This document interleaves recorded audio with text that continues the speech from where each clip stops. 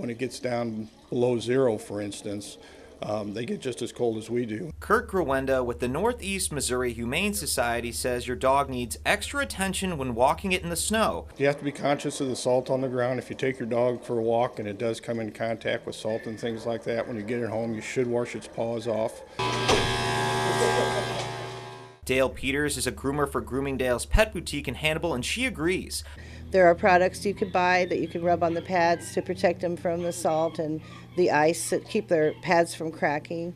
Frostbite and hypothermia are the biggest problems dogs face, so if you have an outside dog, you should make sure your pet has plenty of heat. Putting a light bulb in the doghouse with them does a lot of good as far as keeping the doghouse warm or keeping it up to temperature that they can tolerate. Peter says pooches with smooth coats should always wear a jacket or sweater. If they're an active dog, young dog, they need to maybe intake a little more protein, a little more fat in their food.